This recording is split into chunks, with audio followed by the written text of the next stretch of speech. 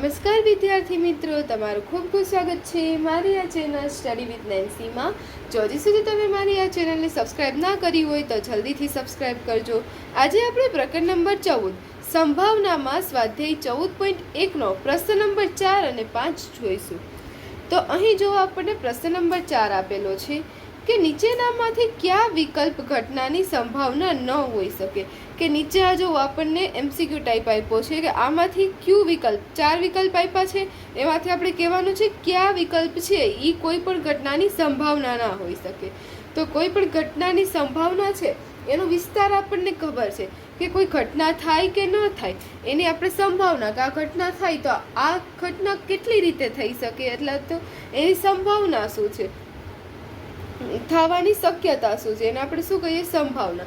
તો જે સંભાવના હોય છે, સંભાવનાનો જે વિસ્તાર છે, સંભાવનાનો વિસ્તાર હોય છે, એ વિસ્તાર, સંભાવનાનો વિસ્તાર એટલે સંભાવનાના અડધા પી ઓફ એ દ્વારા પણ દર્શાવે છે. એટલે કોઈ પણ ઘટના એની સંભાવના, તો કોઈ પણ ઘટના એની સંભાવના છે A 0 greater less than or equal to 0, એટલે 0 is less than or equal to P of A અને P of A is less than or equal to 1. એટલે આમ કહી શકો P of A is greater than or equal to 0 or less than or equal to 1, કે જે કોઈ પણ ઘટના એ છે અને એની પ્રોબેબિલિટી, સંભાવના, એટલે કોઈ પણ ઘટના એની સંભાવના ક્યાંથી હોય, 0 થી 1 ની વચ્ચે હોય. 0 પણ હોઈ શકે, 1 પણ હોઈ શકે, અને 0 ની 1 ની વચ્ચે બધી જ જેટલી સંખ્યા આવે બધી જ સંખ્યા થઈ શકે. શું? સંભાવના. એટલે સંભાવનાનો જે જવાબ છે એ ક્યાંથી ક્યાં આવી શકે, 0 થી 1 સુધીમાં આપણો સંભાવનાનો જવાબ હોઈ શકે. અને 0 ક્યારે હોય કે જે ઘટના અશક્ય છે એની સંભાવના શું, 0, કે કોઈ એ ઘટના શક્ય જ નથી તો એ શું થઈ શકે, એની સંભાવના 0. અને જે ઘટના હંમેશા શક્ય છે, હંમેશા માટે સાચી છે, તેની સંભાવના 1. પછી આપણે સંભાવના અડધી હોય તો 0.5 થઈ જાય, પણ આપણે ગમે એમ સંભાવના ગોતીએ એ ક્યાંથી આવશે, 0 થી 1 ની વચ્ચે જ આવશે. હવે જુઓ, આપણી આ જે સંભાવનાનો વિસ્તાર છે, જો આ ચારેયમાં આવતા હોય તો ચારેય સંભાવના હોઈ શકે, અને જો આની બહાર હોય તો એ સંભાવના કોઈ દી હોઈ શકે નહીં, કારણ કે સંભાવના 0 હોય, 1 હોય, અથવા તો એ બંનેની વચ્ચે હોય. તો હવે અહીંયા તમે જુઓ ઓપ્શન એ છે 2/3. તો 2/3 કેટલા થાય, તો 2/3 આપણને ખબર છે કે ઉપર અંશ નાનો છે, છેદ મોટો છે, તો હંમેશા જવાબ કેટલો આવશે, 0 અને 1 ની વચ્ચે જ આવશે. જ્યારે અંશ નાનો હોય અને છેદ મોટો હોય એટલે જવાબ 0 અને 1 ની વચ્ચે જ આવે. તો પણ તમારે ભાગાકાર કરીને જોવું હોય તો તમે જોઈ શકો છો. અને જો અંશ મોટો હોય, છેદ નાનો હોય તો 1 કરતાં મોટો જવાબ આવે. હવે આપણે ગણવો જ છે તો 2 અને 3 લગાડી દઈએ. હવે આનો ભાગાકાર કરીએ તો 3 ના ઘડિયામાં 2 તો આવવાના જ નથી, એટલે આપણે 0 પોઈન્ટ લગાડીને 0 એડ કરી દઈએ.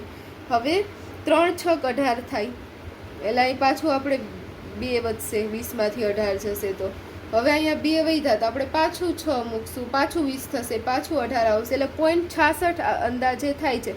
અને આમ 6 6 6 રિપીટ થાય એટલે આપણે 0.67 લખી શકીએ, 0.66 ગમે લખો, પણ જે તો 0 અને 1 ની વચ્ચે. તો આ તો સંભાવના હોઈ શકે, એ તો થઈ શકે. હવે જુઓ -1.5 આપણને ખબર, જોતા જ ખબર પડી જાય કે 0 થી નાની સંખ્યા છે, એટલે આ 0 અને 1 ની વચ્ચે આવશે નહીં, એટલે આ તો નથી આવતી. એક ઓપ્શન આપણો ટીક થઈ ગયો. હવે પછી જોઈએ 15%. તો 15% એટલે શું, કે 15 ના છેદમાં શું, અને અપૂર્ણાંકમાં આપણે આમ સ્વરૂપે લખી શકીએ, એટલે 0.15 થાય, 0.15 થાય. 15% એટલે શું, કે 100 માંથી 15, એટલે 15 ના છેદમાં શું આપણે દર્શાવી શકીએ. હવે આને ટકામાં ફેરવવું હોય તો ગુણ્યા 100 કરી દે, 100 કટ થઈ જાય 15%. તો ટકાને આપણે સંખ્યામાં ફેરવવું હોય તો ભાગ્યા 100 કરવાનું હોય છે. તો જો 15 ના છેદમાં 100, તો એ પણ 0 ને 1 ની વચ્ચે આવશે, અંશ નાનો છેદ મોટો. પછી છે 0.7. તો 0.7 આપણને ખબર જ છે કે 0 ને 1 ની વચ્ચે આવે, તો આપણો જવાબ શું આવી જશે, આન્સર ડી, 1.5. શું થઈ જશે, 1.5 એવી સંભાવના હોઈ શકે નહીં. અને આવા પ્રકારના જે હોય છે એમસીક્યુમાં જ પૂછાતા હોય છે. આજે ચોથો ક્વેશ્ચન છે એમસીક્યુ માટે, આઈએમપી છે, એમસીક્યુમાં પૂછી લે છે, અથવા તો 2 માર્કમાં આવે. હવે આ 5મો પ્રશ્ન પણ 2 માર્કમાં અથવા તો એમસીક્યુમાં આઈએમપી છે કે જો પી ઓફ ઈ બરાબર 0.05 હોય તો ઈ નહીંની સંભાવના શું છે, કે પી ઓફ ઈ શું છે, 0.05 છે, તો ઈ નહીંની સંભાવના એટલે ઈ કોઈ ઘટના થાય છે એની સંભાવના આપણને આપી દીધી છે, તો ઈ નહીં એટલે ઈ ઘટના ન થાય એની સંભાવના શું? તો પી ઓફ ઈ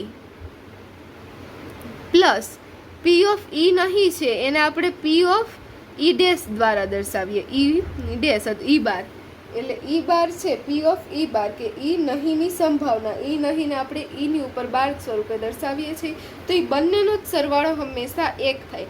કોઈ ઘટના થાય કે કોઈ ઘટના ના થાય એ બંનેનો જ સરવાળો હંમેશા શું હોય? એક. જો તે માની લો કે આપણે કોઈ ઘટના છે એની સંભાવના છે, જેમ કે સૂર્ય પશ્ચિમ દિશામાં ઉગે, તો એમાં આપણે ઈ કહીએ તો સૂર્ય પશ્ચિમ દિશામાં ઉગે તો એની ઘટનાની સંભાવના શું થાય? 0. અને ઈ નહીં પશ્ચિમ દિશામાં ઉગે નહીં તો એની સંભાવના શું થાય? 1. કેમ કે ક્યારેય ઉગવાનું નથી તો 0 ને 1 શું થઈ ગયું? 1. એટલે કોઈ પણ તમે સંભાવના લઈ લો, કોઈ ઈ સંભાવના અને ઈ ના થાય એની સંભાવના, એ બંનેનો જ સરવાળો કેટલો થાય? 1 થાય. તો હવે અહીંયા આપણને પી ઓફ ઈ તો ખબર છે 0.05 પ્લસ પી ઓફ ઈ નહીં આપણે ગોતવો છે પી ઓફ ઈ બાર બરાબર 1. હવે અહીંયા જો આપણે આ શોધવું છે, આને સૂત્ર કરતા કરી લઈએ તો P of E bar is equal to 1 minus 0.05. એકમાંથી 0.05 બાદ કરવાના, તો અહીંયા જુઓ 1 માઇનસ 0.05. તમને સીધી બાદ બાકી આવડે તો તમે સીધું પણ લખી શકો છો 0.95, પણ એમ ના ફાવે તો અહીંયા સાઈડમાં બાદ બાકી કરીને જોઈ લેવાનું. તો અહીંયા જો 0માંથી 5 નહીં જાય એટલે આપણે 0ને કટ કરીને 10 લખ્યા. હવે જો અહીંયા આપણે 10 લખીએ, બાજુમાં 0 છે તો 0ને આપણે કટ નહીં કરી શકીએ, તો અહીંયા 1 કટ કરીને 0 લખશું અને 9ને સોરી 0ને કટ કરીને 9 લખી દઈશું. હવે 10માંથી 5 જાય એટલે 5, અહીંયા 9 અને આગળ તો 0, તે 0.95 આવી ગયો જવાબ. તો પી ઓફ ઈ નહીં કેટલા થઈ જશે? 0.95. તો આપણો આન્સર આવી ગયો. તો ઈ નહીંની સંભાવના, ઈ નહીંની સંભાવના કેટલી થશે? 0.95 થશે. તો આ જુઓ આપણો જે દાખલા નંબર 5 હતો એનો જવાબ આવ્યો. અહીં આપણો જે દાખલા નંબર 4 અને દાખલા નંબર 5 હતો તે પૂર્ણ થાય છે. વિડીયો તમને કેવો લાગ્યો કમેન્ટમાં જરૂરથી જણાવજો, અને પસંદ આવ્યો હોય તો લાઈક પણ કરજો અને તમારા ફ્રેન્ડ્સને જરૂરથી શેર કરજો. અને આના આગળનું જે સ્વાધ્યાય છે, આના આગળના પ્રશ્ન છે, પહેલો, બીજો, ત્રીજો, એ પણ ચેનલમાં મૂકેલા છે. જોયા ના હોય તો જરૂરથી જોજો. Thanks for watching.